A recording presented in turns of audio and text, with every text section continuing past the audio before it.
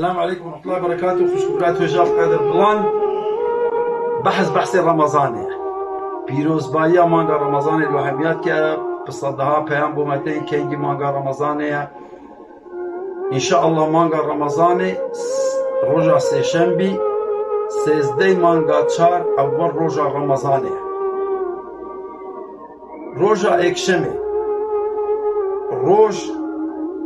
دیمینیتن و مانگ ده آوابید کواتم پیش روز آوابید مانگ ده آوابید هیچ چاوک نشیتن مانگی ببینید لروز اکشمه روزا دوشمه مانگ دل دایک بید ساعت 5:32 سپیده مانگ دل دایک بیتن کواتا روز ده آوابید پاش روز آوابونه به 20 دقیقه مانگ ده آوابید کواتا الوا 20 دقیقه هر کسی بخواهید مانگی ببینید دشیتن ببینید باشه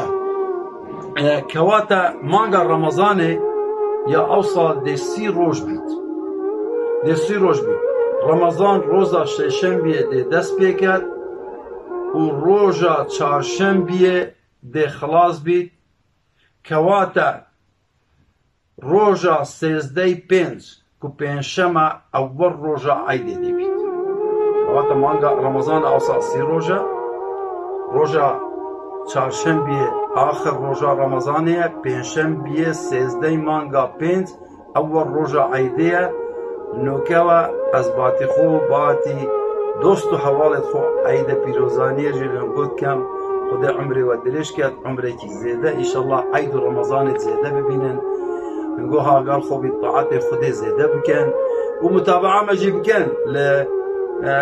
لپیامت ما دائما دی بردوام بین قلوا همو روزه و ان شاء الله بتشين ايمانا من قوات كان هيك واجي ايمانا هنقو قوات كان وخير وبركتك وما هنقو هميا دعاء خير وما كان من هيك تسميلي خدي كرن خدي ايمانا وقوات كان رمضان اخو خوشي بنسده وقردنا يكو دعاء اعزاكن واخر دعوانا الحمد لله رب العالمين رمضان وبيروز بيت عيدا وجي بيروز بيت السلام عليكم.